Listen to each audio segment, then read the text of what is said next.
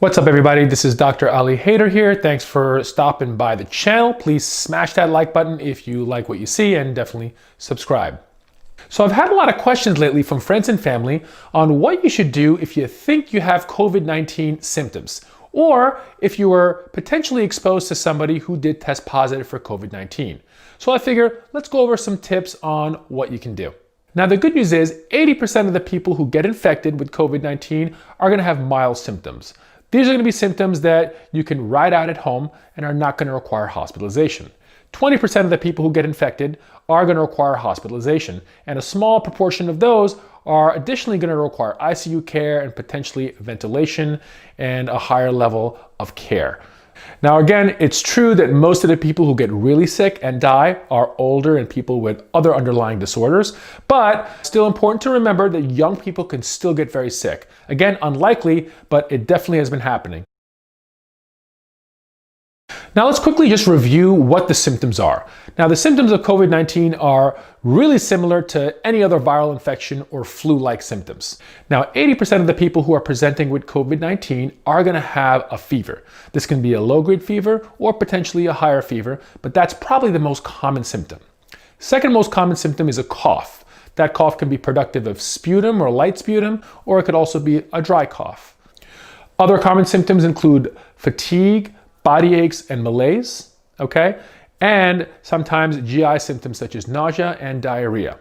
By and far, those are probably the most common symptoms that we're going to see, but you may have one, you may have all, and occasionally you may have none. One interesting symptom that people have described is a loss of taste or a loss of sense of smell. Okay, you can see this in other viral infections and sometimes sinusitis-like infections. There have been some cases of COVID-19 where that was the only symptom reported. So again, something to look out for. Remember, those symptoms don't necessarily mean you have COVID-19. It could be something else. It could even be allergies. But in the current state of play in the United States, I think it's important to rule out COVID-19 or assume COVID-19 until proven otherwise. So what do you do if you have symptoms? Well, let's kind of break it down into categories. Now, if you have really mild symptoms, mild meaning you have perhaps a low-grade fever and you have a little bit of a cough and some body aches and sort of you feel like you may have the flu, what you want to do is stay at home. The best thing to do is stay at home, take some Tylenol, take over-the-counter cold medications if appropriate, and try to isolate yourselves from your family. If you live with other family members, you want to wear a mask at home, wash your hands aggressively, and try to ride it out. You do want to get in touch with your doctor. It's never a bad idea, and depending on your situation, there may be a role for testing, even with mild symptoms, particularly if you're, for example, a healthcare worker. But by and large, mild symptoms, you're going to stay at home and let it ride out.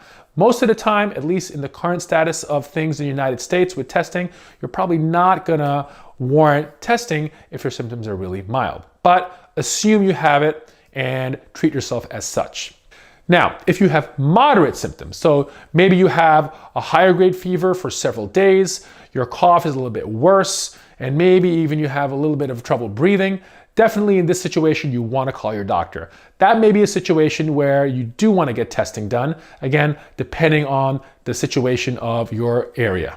What you don't want to do is head straight for the emergency room or head straight for your doctor's office or an urgent care center. The reason is, number one, they're completely overwhelmed and crowded with a lot of COVID-19 positive patients. So if you don't have the infection, you're going to expose yourself potentially to people who do. All right. Not to mention there are going to be really long waits and things are in sort of a disarray here. So do not go anywhere without calling your physician if your symptoms are moderate.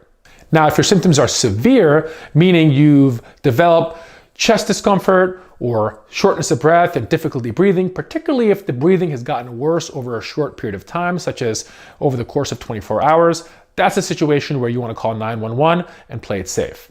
Now, EMS is overwhelmed in a lot of places, particularly in New York City. I think they had 7,000 calls on Thursday alone, which was, I think, a record for them. So EMS is very inefficient right now, so you have to take that in mind.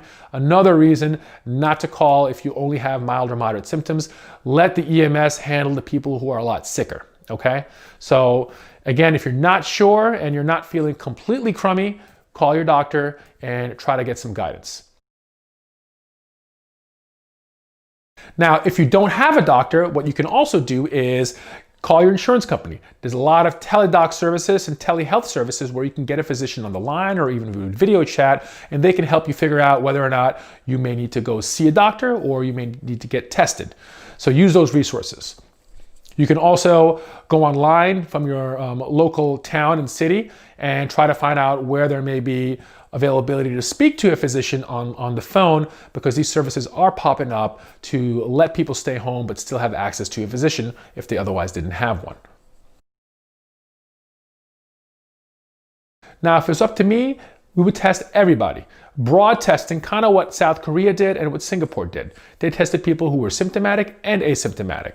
That way they were able to isolate the patients who actually were COVID-19 positive, even the ones who didn't have symptoms. Because remember, there is a large chunk of people who have zero symptoms but could still spread the virus. Now, in the United States right now, we're still not up to par to be able to do that. Testing is still very limited. In certain areas, it's more widely available, okay? So what you want to do is definitely find out what the status of testing is in your town. You can go to your town's local website and get that information, or even call the town hall and try to find out what the status of testing is, if drive-through testing is available. Now there's drive-through testing that's been popping around, all right, and these may be avenues for yourself to get tested if you have mild or moderate symptoms. Now remember, these drive-through centers are appointment only, so don't just show up somewhere. Make sure you call first, and you can find that information online. It is important to note that even if you have mild or even moderate symptoms that's not going to require a hospitalization, testing is not necessarily going to change management. We don't have any approved medications for this, so it's just supportive care. The importance of testing is so you can more aggressively isolate yourself and potentially track back all the close encounters you've had to isolate those people. But it's not going to change your management unless you're hospitalized.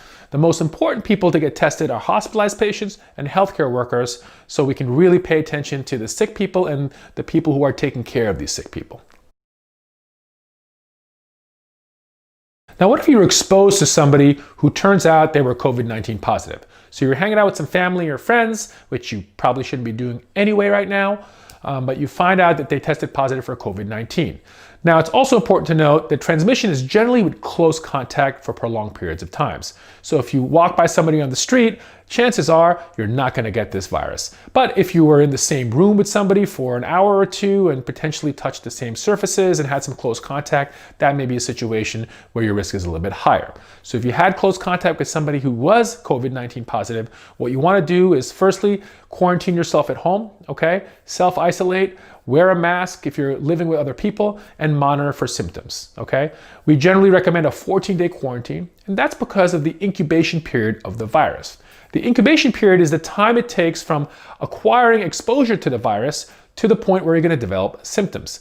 And generally, we think the average is about 5 days, but it can be anywhere between 2 days all the way to 14 days. Still, in many places, testing is still limited to people admitted to the hospital who are really sick and healthcare professionals who are having symptoms. So again, hopefully everybody is socially isolating. Remember, although the majority of people who get this virus are not going to be super sick, there is a percentage of people who are going to require hospitalization and a percentage of people who are going to get very sick. And although predominantly that's older and people with comorbidities, there are a handful of young, healthy people getting very sick. So we all have to take it seriously.